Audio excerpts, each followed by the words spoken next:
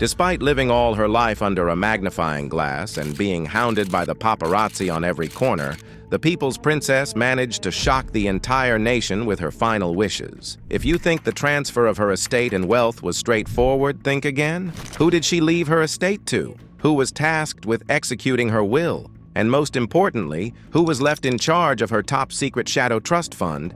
Even Buckingham Palace was clueless about. Join us as we unravel Diana's carefully curated plan. Royal bride turned rebellious princess. It's all right with you. I thought I might postpone my nervous breakdown to a more appropriate moment. Princess Diana wasn't exactly born a nobody, but she wasn't raised for global superstardom either. Nor did she expect paparazzi stampedes or becoming the most photographed woman on Earth. Diana Frances Spencer grew up at Althorpe, an estate so grand it has its own Wikipedia page, surrounded by aristocratic tradition and a front-row seat to her parents' spectacularly messy divorce. Nothing builds character like inherited titles and emotional turbulence. At the tender age of 20, she met Charles III while working as a kindergarten assistant, who himself was just getting out of a relationship with Diana's own sister. Yes, the future Princess of Wales was literally wiping finger paint and tying shoelaces when she caught the monarch's eye. She was shy, soft-spoken, and so disarmingly normal that the palace probably assumed she'd be easy to manage. If we all play our part, the result will be tremendous. Spoiler alert, she wasn't. Then came July 29th, 1981, the wedding at St. Paul's Cathedral, watched by an estimated 750 million people worldwide. That's not a ceremony. That's a global group project. Diana floated down the aisle in ivory silk and antique lace, her 25-foot train trailing behind her like a comet, announcing the arrival of a new celestial body, the People's Princess. Hi, Diana Frances. Take thee, Charles Philip Arthur George, Take thee, Philip Charles Arthur George, to my wedded husband. to my wedded husband. For a brief, glittering moment, the almost alien monarchy looked warm, modern, even relatable, as if it had discovered feelings. But fairy tales, as it turns out, come with ominous background music. Behind palace walls, the loneliness set in faster than a royal press embargo. Charles's long-standing attachment to Camilla Parker Bowles wasn't exactly a state secret, and Diana would later say she felt Camilla's presence in the marriage like a third person in the room. Nothing says honeymoon bliss like emotional triangulation. The pressure cooker of royal life, rigid protocol, relentless scrutiny, and the expectation to be decorative but silent took its toll on the fragile young girl. Diana developed bulimia, a private battle she later spoke about publicly, reclaiming control in a world determined to choreograph her every move. The palace prized stoicism. Diana had the audacity to have feelings. Scandalous. The illusion held through the 1980s, until it spectacularly didn't. In 1992, leaked recordings of intimate conversations between Charles and Camilla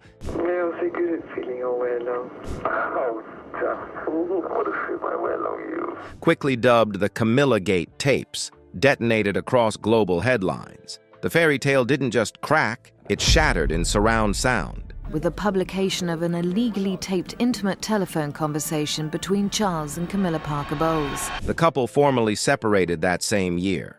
Then, in 1995, Diana did the unthinkable. She told her own story. In her Panorama interview with Martin Bashir, she appeared calm, wounded, and unmistakably done playing by palace rules. "There were 3 of us in this marriage," she said, the groundbreaking line that instantly became cultural shorthand for royal dysfunction. It wasn't just an interview, it was a mic drop in pearls. And from there, the shy kindergarten aide turned into a global force who understood media optics better than the institution that tried to contain her.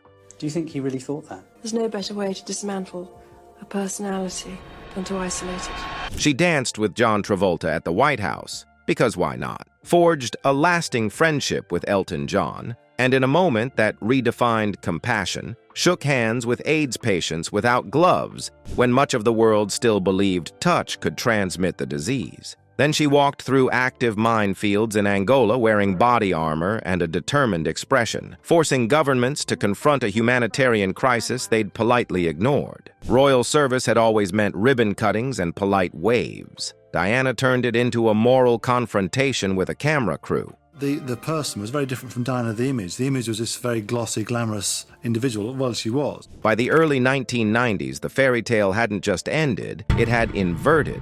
She was no longer the monarchy's jewel. She was its most persuasive critic and its greatest asset, depending on who you asked. The establishment saw volatility, the public saw authenticity, and authenticity, as it turns out, polls extremely well. When a woman who has been silenced finds her voice, she rarely uses it quietly. The pain that once made Diana retreat became the engine that drove her outward toward the sick, the stigmatized, the forgotten. Her compassion wasn't a royal duty, it was a form of protest in designer heels. And when someone like that begins planning her legacy, you can be certain of one thing: it won't be ordinary. The will that shocked the palace. And it is precisely this transformation from a sheltered aristocratic girl to a woman who had learned to challenge power that makes what happened next so significant. Because Diana did not simply live rebelliously, she began to plan rebelliously. Long before her death, she understood something that many within the royal institution preferred to ignore. Legacy was not something that would be passively preserved for her. It had to be actively constructed, protected, and, if necessary, weaponized. Sometime after her divorce, in the quiet aftermath of one of the most publicly dissected marriages in history, Diana turned her attention toward something far more permanent than media headlines. Charles and Diana agree to a divorce. Diana was absolutely destroyed by this. Her will. Unlike the emotional outbursts that had once defined her in the eyes of critics, this was calculated, deliberate, and deeply strategic.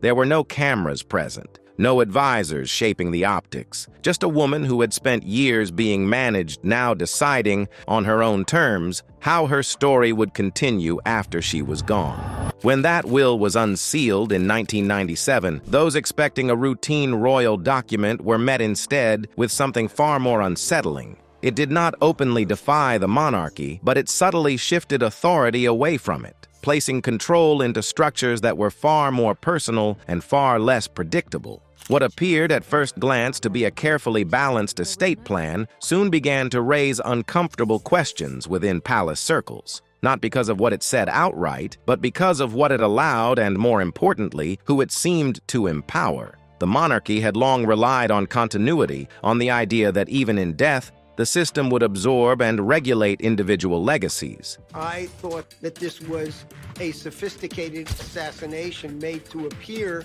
like a garden variety traffic accident. Diana's will did something different. It created distance and introduced uncertainty. Within that uncertainty, a narrative began to take shape that no one had anticipated.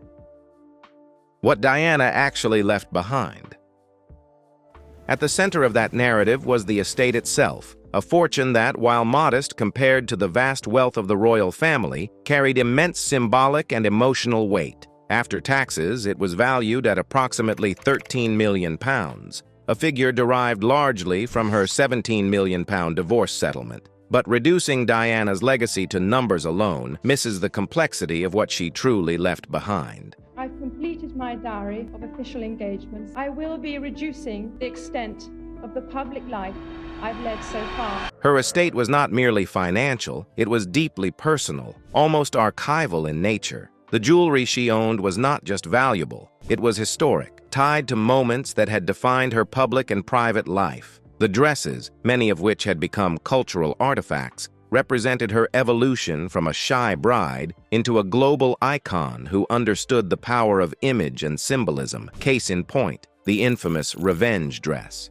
Then there were the letters, private correspondences that offered glimpses into her thoughts, her relationships, and her struggles, written without the filter of public expectation. The bulk of her financial assets was placed into trusts for her sons, structured with a level of foresight that suggested both protection and restraint. Rather than granting immediate access, the funds were designed to be released gradually, ensuring that they would inherit not just wealth, but the maturity required to manage it. It was a system that reflected Diana's own experiences, her awareness of how damaging unchecked exposure to power and scrutiny could be. In addition to these provisions, portions of her estate were directed toward charitable causes, reinforcing the humanitarian identity she had built in her later years. On the surface, everything appeared logical, even conventional, but as the details settled, attention began to shift away from what had been distributed to a more unsettling question: who, in practical terms, held influence over what remained? The trusted confidant, Paul Burrell. It is impossible to understand the unfolding controversy without first understanding Paul Burrell, a man whose official title failed to capture the true nature of his relationship with Diana. To the public, he was a butler, a member of household staff whose role was defined by service and discretion. But within the private world Diana inhabited, his position was far more nuanced. He had been present during moments that no one else witnessed, moments when the carefully constructed image of the Princess of Wales gave way to something far more human. He saw the emotional aftermath of public appearances, the quiet exhaustion that followed relentless scrutiny, and the vulnerability that came from living a life where trust was constantly in question. Over time, he became more than just a servant. He became a confidant, someone who was trusted not because of his position, but despite it.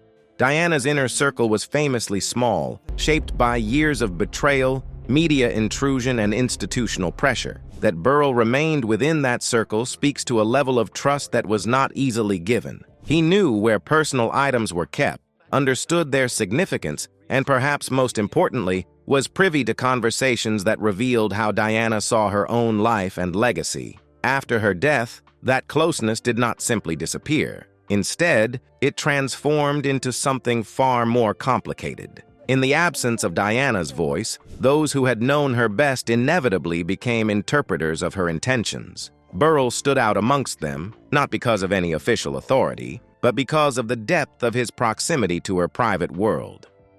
The butler, who inherited everything. It was this proximity that gave rise to one of the most persistent and sensational claims surrounding Diana's estate: the idea that she had, in effect, left everything to her butler.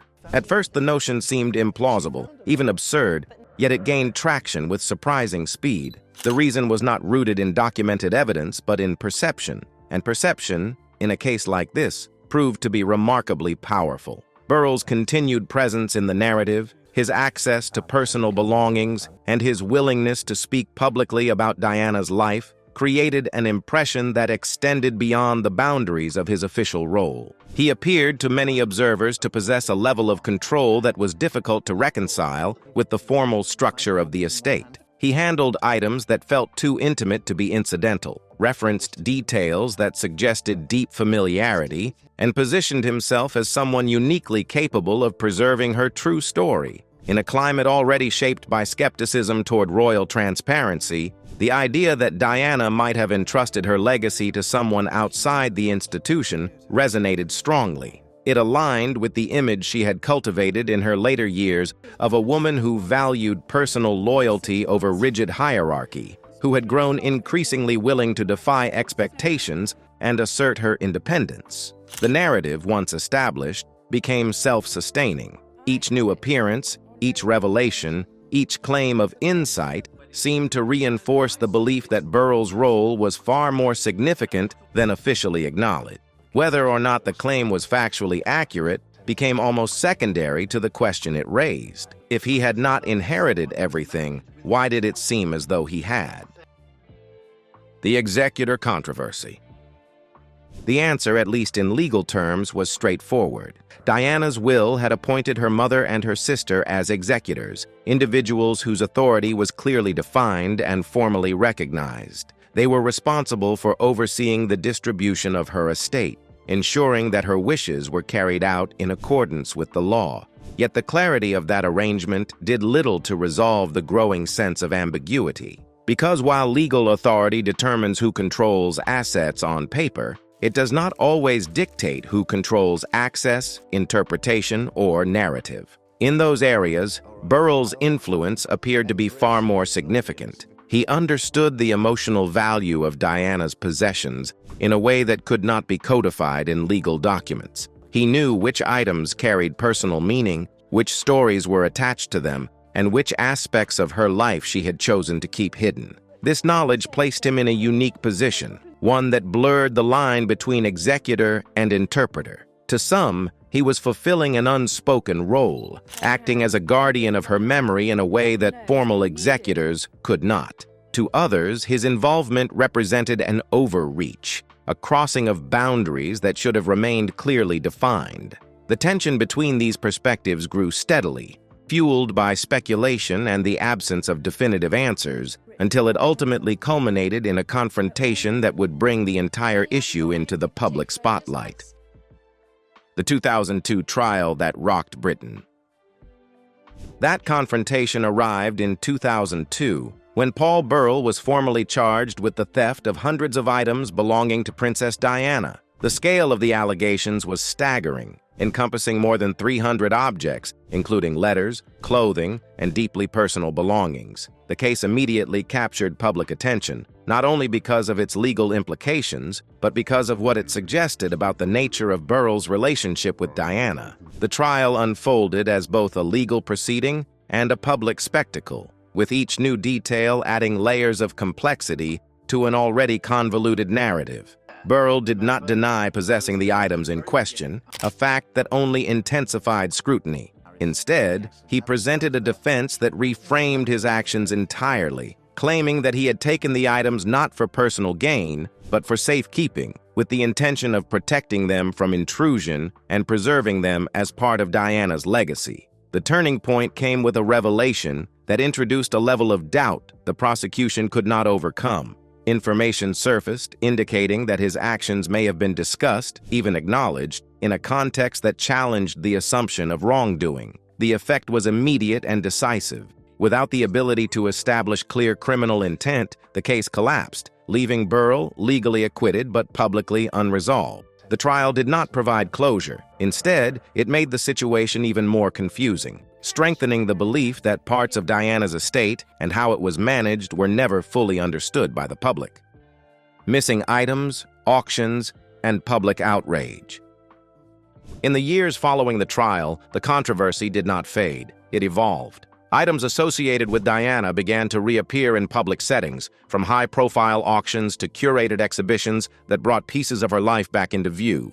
These events generated significant attention, as well as substantial funds, often directed toward charitable causes aligned with her legacy. However, they also provoked a strong emotional response. For many, the idea of such personal belongings being displayed or sold felt deeply unsettling. These were not abstract assets. They were intimate fragments of a life that had already been subjected to extraordinary public scrutiny. The question was no longer simply about legality or ownership, but about appropriateness and respect. Who had the authority to decide which items could be shared with the world? Who determined the balance between honoring her memory and preserving her privacy? And perhaps most importantly, who was ultimately shaping the narrative that these objects represented? Public opinion became increasingly divided, reflecting broader uncertainties about the management of Diana's legacy. While some viewed these developments as a continuation of her humanitarian impact, others saw them as evidence of a system struggling to maintain control over a story that refused to be neatly contained. The shadow trust theory. Amid this atmosphere of uncertainty, a more speculative narrative began to emerge, one that suggested the official structure of Diana's estate might not tell the entire story. According to this theory, there existed an additional layer, a discrete mechanism designed to operate beyond the visibility of formal documentation, referred to by some as a shadow trust. This concept proposed that Diana had anticipated the limitations of traditional structures and had taken steps to ensure that her influence could continue independently of them. The theory was not supported by verified evidence, yet it persisted, fueled by the broader context of her life and the unconventional choices she had made. Those who entertained the idea pointed to her increasing willingness to challenge the monarchy in her final years, her strategic use of media, and her demonstrated ability to operate outside established norms. In this light, the notion of a hidden financial structure designed to support causes or shape outcomes discreetly did not seem entirely implausible. At its most extreme, some believed that such a mechanism could have been used to influence events, support initiatives, or even counterbalance the authority of the institution she had once been part of. While these claims remain speculative, their persistence highlights the extent to which Diana's legacy continues to invite interpretation, speculation, and debate. A legacy still dividing the monarchy. Nearly 3 decades after her death, Princess Diana's legacy remains as complex and contested as the life she lived. Her estate, while structured with care and intention, has become the focal point of ongoing discussions about control, trust, and the nature of legacy itself. It succeeded in securing her son's financial future and contributed to causes that reflected her values, yet it also introduced questions that have never been fully resolved. The role of those closest to her, the management of her personal belongings, and the narratives that have emerged in the years since all contribute to a legacy that resists simple explanation. To some, Diana's final decisions represent a deliberate effort to protect her independence and ensure that her voice could not be easily subsumed by the institution she had challenged. To others, they reflect the inherent difficulties of managing a legacy that was, from the beginning, defined by tension and contradiction. What remains undeniable is that Diana's influence did not end with her death. It continues to shape public perception, inform discussions about the monarchy, and inspire ongoing interest in the details of her life and legacy. In that sense, her final act was not simply the distribution of an estate, but the creation of a narrative that continues to unfold, one that, much like Diana herself, refuses to be fully understood or neatly resolved.